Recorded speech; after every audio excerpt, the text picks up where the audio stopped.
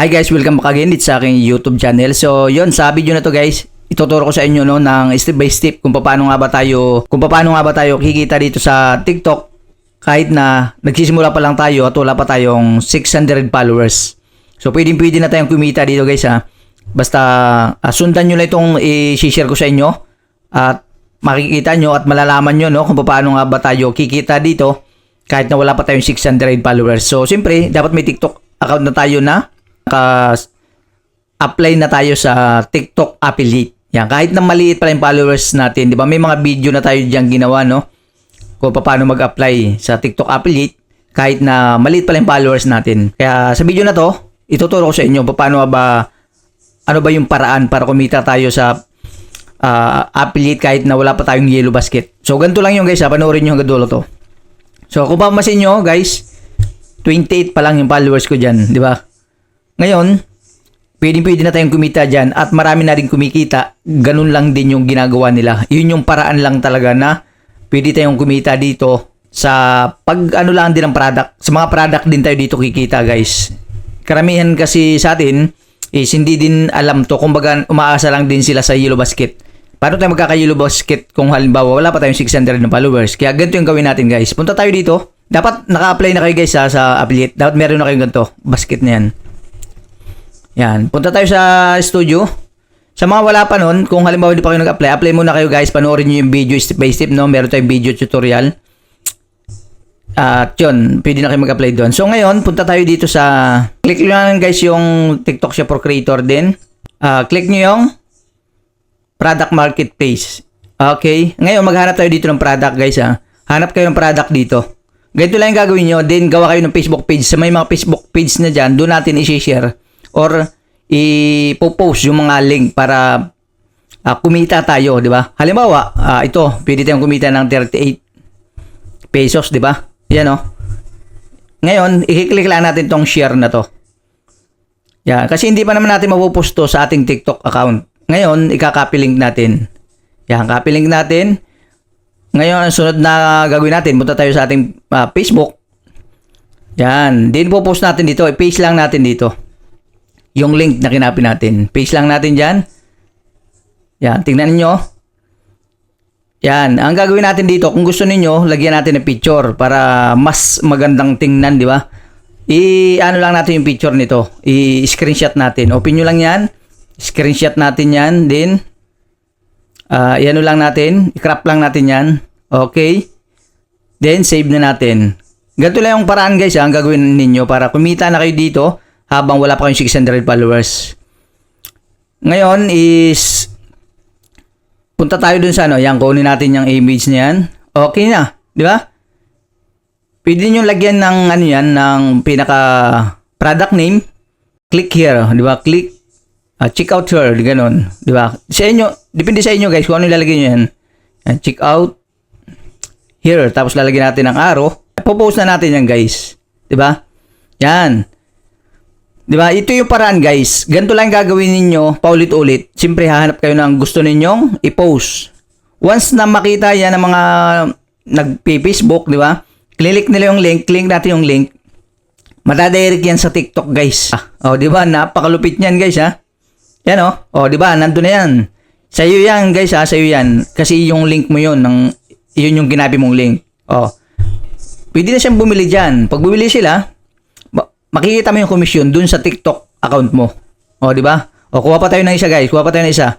Para mas malinaw. Hanap tayo ng iba pa. Di ba? Kaya yung iba kumikita na kahit wala pang followers, ganito yung discarte or strategy nila. Halimbawa tong mini pa na to. 38 ang pwede nyo kitain dyan. Click nyo yung share. Then, click nyo yung copy ulit. Tapos, bago nyo i-copy guys, kung gusto niyo mag-screenshot na agad kayo para hindi na pabalik-balik. Di ba? Yan, screenshot nyo na. Then, i-save natin. Punta na ulit tayo sa ating Facebook. Okay.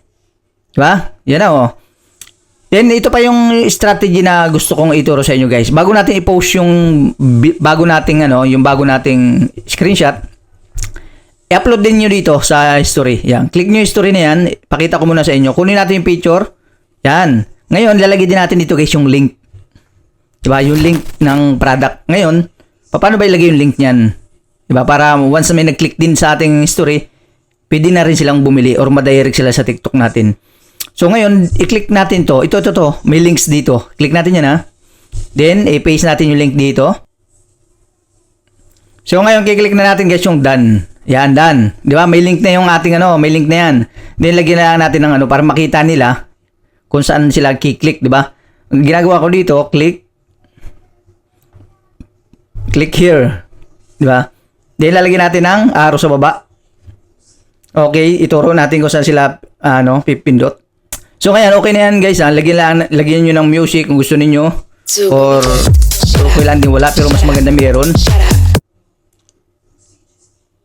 Yan, pili lang kayo ng music kung anong music ang gusto niyo ilagay.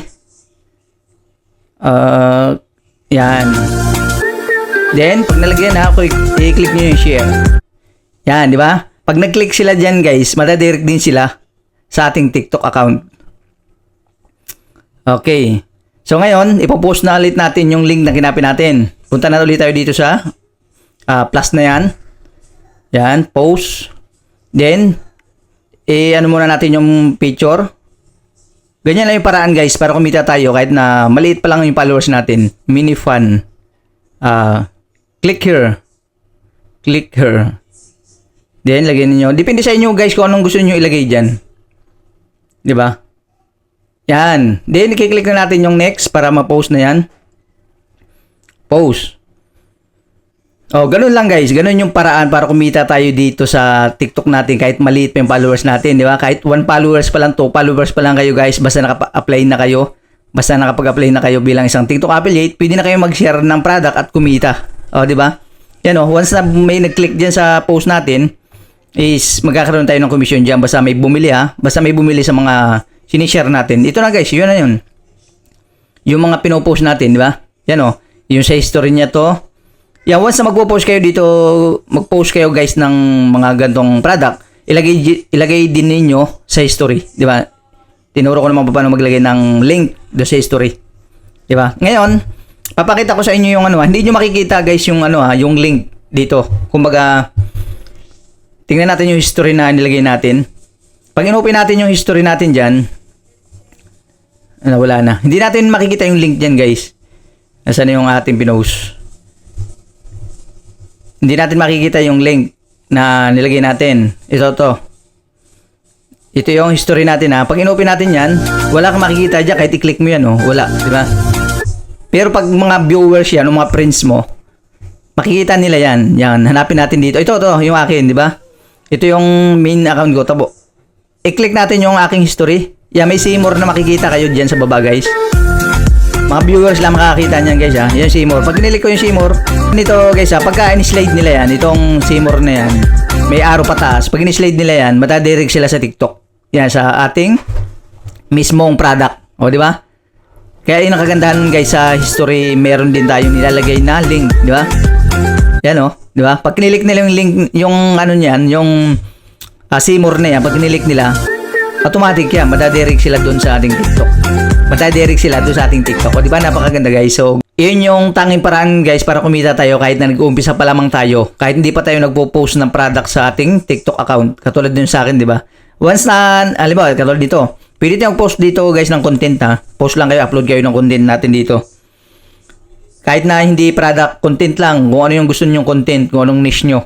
Kasi pag mag-upload tayo ng product, wala naman tayong link na ilalagay. Kasi halimbawa, mag-upload tayo ng dito. Halimbawa ito. Kung mag-upload natin to guys, hindi natin malalagay ng yellow basket. Try nyo to. Ito nga pala mga boss yung series.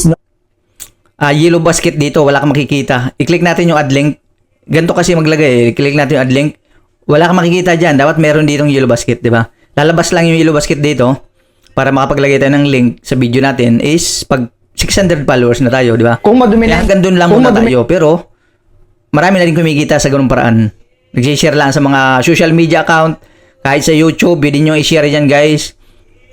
Dito sa YouTube or sa Facebook page, Instagram, di ba? So, ganun lang gagawin natin guys. So, tingnan natin, click natin yung TikTok Shop Creator, ito. Then, dito natin makikita yung commission natin guys. Once na may nagbili doon sa pinost natin kanina. Yan, dyan lang natin makikita siya. Di ba? Ganun lang kadali. Guys, pagka nag-uumpisa pa lamang kayo pero pwede na kayong gumita dito sa TikTok. 'Di ba? Sipag lang talagang kailangan natin. Sipag at tiyaga. Sipag at tiyaga. At patient lang talaga para talagang kikita tayo dito. Kasi hindi lang doon sa Facebook, 'di ba? Kasi pagka once na may 600 followers na tayo dito, is pwede na tayo mag-post ng video na lalagyan natin ng link. 'Di ba? Ganun lang kadali, guys. 'Yun yung paraan para kumita tayo dito sa TikTok kahit na wala pa tayong followers, 'di ba? Mag-share lang tayo ng mga product link sa mga social media account natin. So yun lang, guys, no? Hanggang dito lang muna yung video natin at kung nakatulong sa inyo yung video na to, don't forget to like and subscribe, no? Hit nyo na yung notification bell, guys, para updated kayo sa next tutorial natin. So maraming salamat sa panonood nyo. So may katanungan dyan, comment down below lang at sasagutin natin yan. Maraming salamat sa panonood, guys, at kita-kits sa next video.